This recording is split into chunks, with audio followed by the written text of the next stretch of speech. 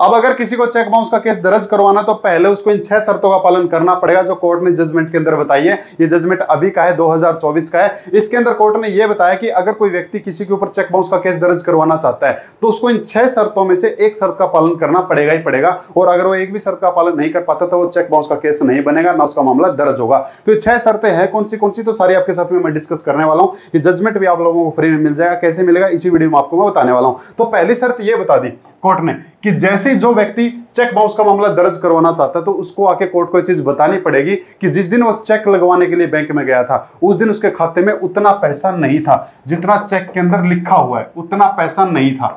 ये बात उसको बतानी पड़ेगी, और वो नोटिस भी दे चुका है, ये बात भी उसको आगे कोर्ट को बतानी पड़ेगी। और अगर उसने बातें नहीं बताई तो उसका मामला जो दर्ज नहीं होगा। तो पहली कंडीशन ये कि चेक बाउंस का रीजन क्या है, भाई उसके खाते में उतना पैसा नहीं है और तूने नोटिस दिया है, ये बात उसको बतानी पड़ेगी कोर्ट को, अदरवाइज उसका मामला दर्ज नहीं होगा। दूसरी बात और अच्छी बताई है वो ये कि काफी सारे लोग है ना हद से ज्यादा शाणे बन जाते हैं कि चेक काट के दे दिया, चेक काट के देने के बाद है ना सोचते हैं खाता ही बंद करवा देते हैं।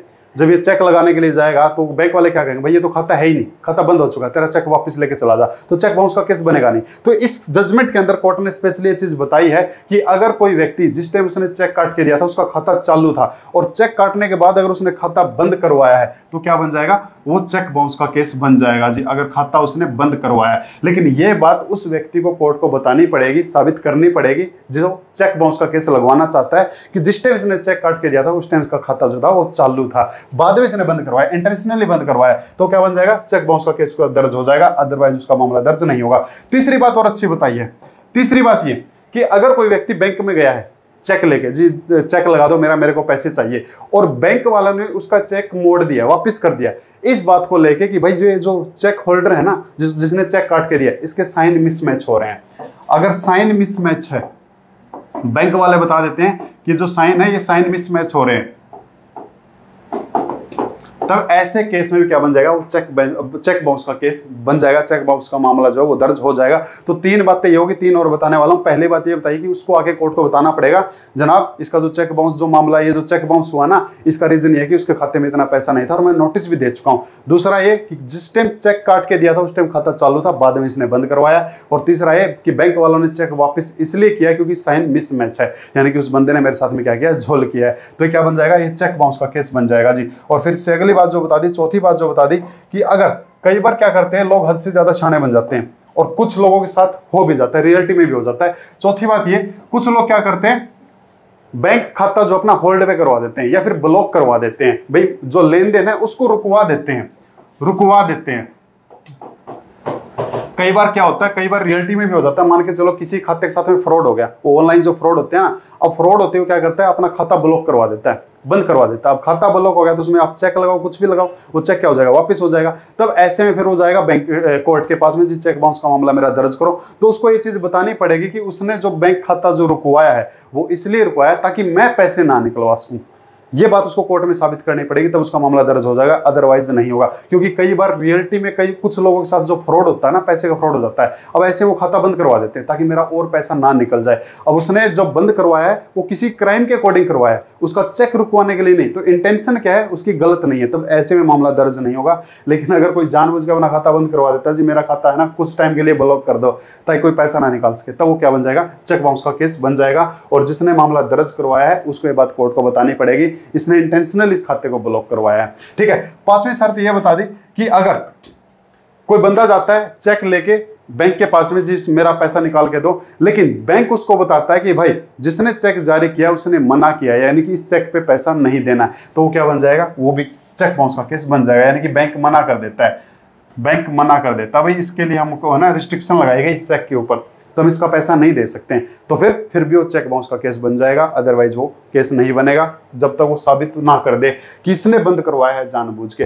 ठीक है, और फिर 6 बात बता दी कि अगर उसके खाते में कुछ है ही नहीं, बैंक में कुछ नहीं है, खाता जो है नंग/44 नंगड़ हो चुका है बंदा, तब भी क्या बन जाएगा, वो चेक बाउंस का केस बन जाएगा। पर जो भी चेक बाउंस का मामला दर्ज करवाना चाहता है पहले ये बात उसको साबित करनी पड़ेगी, कोर्ट को सबूत देना पड़ेगा कि इसने जो किया है मेरे साथ, इसने जानबूझ के ऐसा किया, जो मैंने 6 बातें आपको बताई है। ठीक है, अब ये चीज मैं आपको जजमेंट में दिखा देता हूँ कहाँ बताइए और क्या मामला था। और यहाँ तक का कंटेंट अगर आपको अच्छा लगा इसको लाइक कर लीजिए, शेयर कर लीजिए, सब्सक्राइब कर लीजिए, नहीं अच्छा लगा इसको डिसलाइक कर लीजिए। और अगर आपको मेरे से कोई भी संपर्क करना है, कोई भी कानूनी जानकारी आपको चाहिए तो डिस्क्रिप्शन में आपको मेरे लिंक मिल जाएंगे। चलो अब जजमेंट पे चलते हैं। पहले तो आपको मामला दिखा देता हूँ, मामला क्या है।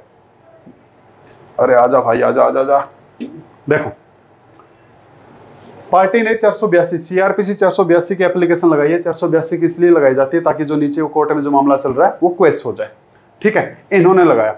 इन्होंने क्या कहा, इन्होंने बताया कि विपक्षी नंबर 2 ने, यानी कि जिस नीचे वाली कोर्ट में जो उसका वो है, क्या बोलते हैं, जिसने कंप्लेन की है, यहाँ पे तो क्या लगा रखा है, यहाँ पे तो 482 लगा रखा है, तो यहाँ पे तो शरीफ बन गया। ये नीचे वाली में जो विपक्षी है वो शरीफ है। ठीक है, आवेदन के खिलाफ 138 एनआई के तहत में शिकायत दर्ज कराई थी। भाई मेरे खिलाफ शिकायत दर्ज कराई थी, इस आरोप के साथ कार्रवाई करे कि विपक्षी की संख्या 2 के आवेदन के अनुरोध पर अक्टूबर 2022 के महीने में 3 लाख रुपए दिए थे। उसके बाद उस राशि को चुकाने के लिए आवेदन ने चेक संख्या जो बताया हुआ है 4/7/2023 को जारी किया।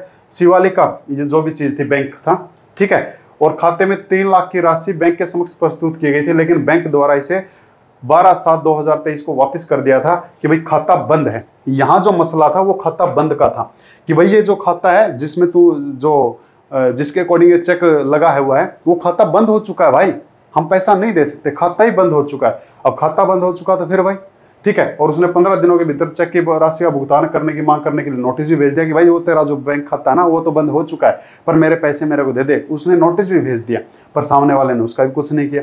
ठीक है, ये तो खैर 482 की थी। अब इसने भी उल्टा जवाब दिया है। इसने जवाब में ये चीज बताई है कि मेरा जो चेक है वो चोरी हो चुका है और चोरी की मैंने एफआईआर दर्ज करवा रखी है, इसलिए मैंने मेरा बैंक खाता बंद करवा दिया ताकि वो चोरी हुआ चेक जो है कोई लगवा के मेरे खाते से पैसा ना निकलवा ले। तो 482 में इसने ऐसा एक्सक्यूज दिया है, लेकिन इस केस को कोर्ट ने खारिज कर दिया, यानी कि 482 की एप्लीकेशन को खारिज कर दिया। भाई कोई ऐसी एफआईआर कुछ नहीं है, जो भी चीजें थी। ठीक है, अब मैं डायरेक्ट आपको इन शर्तों पर लेके चलता हूँ, क्योंकि पूरा केस अगर आपको पढ़ना है, ये जजमेंट आप डाउनलोड कर लेना। ये आपको कैसे मिलेगा, आप डिस्क्रिप्शन में है ना आपको करेंटिव का लिंक मिल जाएगा ऐप का। आईफोन वालों के लिए भी है और एंड्रॉयड वालों के लिए भी है। जैसे आप उसको इंस्टॉल करोगे ना, इंस्टॉल करने के बाद ओपन होने के बाद इधर कोने पे आपको 3 लाइन दिखाई देगी, उस पर क्लिक करते ही आपको फ्री मटेरियल दिखाई देगा। फ्री मटेरियल में आपको जजमेंट दिखाई देगी, वहां से आप ये जजमेंट डाउनलोड कर लेना। और अगर आपको केस नंबर दिख गया तो आप केस नंबर से भी इसको डाउनलोड कर सकते हो। ठीक है, मैं बता दूंगा केस नंबर भी क्या। देखो, उपरोक्त कानूनी स्थिति से यह स्पष्ट है कि यदि चेक अनादृत हो जाता है और निम्नलिखित प्रश्नांकन के साथ वापस कर दिया जाता है तो यह एफआईआर 138 एनआई के तहत जारी करने की प्रक्रिया के लिए पर्याप्त होगा। यानी कि 138 की एफआईआर बनने के लिए ये मामला काफी है अगर इन 6 शर्तों को पूरा कर देता है तो। पहली शर्त, मामला डोनर को भेज दिया जाता है, यानी कि कोई बैंक में गया, चेक लेके बोला जी मेरे ये चेक लगाओ, मेरे को पैसे दो। बैंक वालों ने कहा भाई जाके है ना जिसने चेक जारी किया उससे संपर्क करें एक बार, हमारे पास इसका कोई राइट नहीं है, सामने वाले ने बंद करवा रखा है। अगर ऐसा मामला है तो चेक बाउंस का केस बनेगा। भुगतान रोकने का निर्देश दिया, यानी कि खाता उसने ब्लॉक करवा दिया है या बैंक को ऑर्डर दिया कि ऐसे चेक पे आपको कोई पैसा वैसा नहीं दिया, रुकवा दिया, तो चेक बाउंस का केस बन जाएगा। व्यवस्था से अधिक है, यानी कि जितना पैसा था उतना तो उसके अंदर माल है ही नहीं। ठीक है, अपर्याप्त निधि है, अपर्याप्त। हस्ताक्षर भिन्न है, यानी कि जो साइन है मिसमैच हो रहे हैं, बैंक वालों ने चेक वापस कर दिया तो चेक बाउंस का केस बन जाएगा। खाता बंद हो चुका है, यानी कि खाता बंद कब करवाया है, चेक जारी करने के बाद खाता बंद करवा दिया तो क्या बन जाएगा, चेक बाउंस का केस बन जाएगा। हालांकि उपरोक्त उल्लेखित समर्थक के बावजूद बैंक द्वारा चेक वापस करने के लिए धारा 138 के तहत चेक जारीकर्ता को बुलाया गया है, वो बुलाया भी गया कि हाँ भाई अधिनियम उचित लेने के 139 के तहत भुगतान। चलो मैं डायरेक्ट यहाँ लेके चलता हूँ, यहाँ से पढ़ना। हाँ कहाँ गया।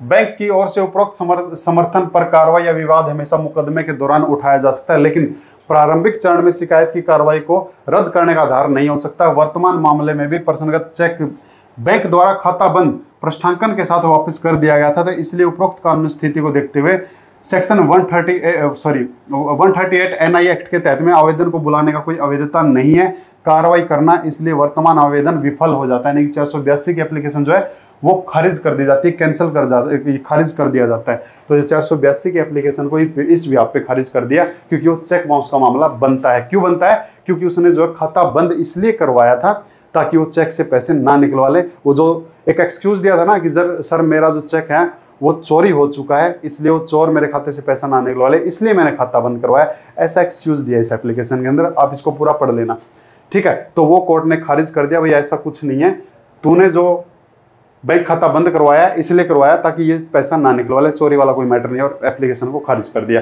ठीक है, ये केस है Vijay Kumar state of other, ये आप डाउनलोड भी कर सकते हो। फ्री में कैसे मिलेगा ये चीज़, वहाँ से भी आप डाउनलोड कर लेना, ठीक है। मैं वहाँ पे लिख दूंगा देसी भाषा में कि 6 शर्तें पूरी होगी तभी चेक बाउंस का केस बनेगा, ठीक है। तो भाई अगर आपके ऊपर भी ऐसा चेक बाउंस का केस किसी ने करवा रखा है या आप करवाना चाहते हैं तो ये चीज़ें जरूर ध्यान में रखना, ठीक है। तो थैंक यू माय डियर।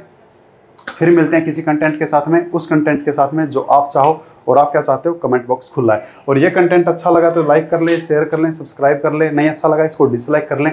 मेरे से संपर्क करना है किसी भी कानूनी जानकारी के लिए तो डिस्क्रिप्शन में आपको मेरे लिंक मिल जाएंगे। Thank you my dear.